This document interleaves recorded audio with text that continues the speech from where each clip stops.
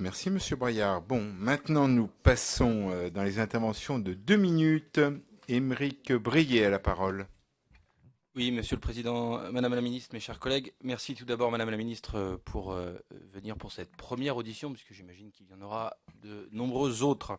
Je voudrais revenir sur un point plus spécifique que vous avez abordé, et ainsi que notre collègue Apparu et bien d'autres à sa suite, c'est-à-dire l'échec que l'on constate toutes et tous dans les premiers cycles universitaires, en vous posant finalement sous forme de questions et de remarques mélangées deux éléments. La première chose, c'est que le constat que l'on dresse tous du taux d'échec de près de 50%, comment parvenir à le régler dans les années à venir, en sachant que, bien évidemment, cet échec touche plus profondément encore celles et ceux issus soit de milieux modestes, soit celles et ceux devant effectuer de longs trajets pour se rendre à leur lieu de recherche et d'université. Donc première question, comment faire sur la durée pour y parvenir?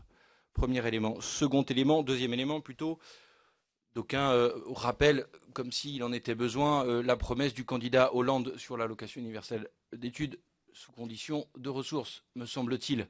J'attends de voir l'attitude de nos collègues sous la condition de ressources. Mais bon, nous verrons bien, Monsieur Apparu, puisque tout ce que vous faisiez était pragmatique et tout ce que nous faisons est idéologique. Donc nous verrons bien alors où sera le pragmatisme. Voilà, Monsieur Apparu. Donc premier élément. Deuxième élément de question, c'est donc comment faire pour... mais il a du mal au second degré, c'est comme on est au premier cycle, c'est pour ça.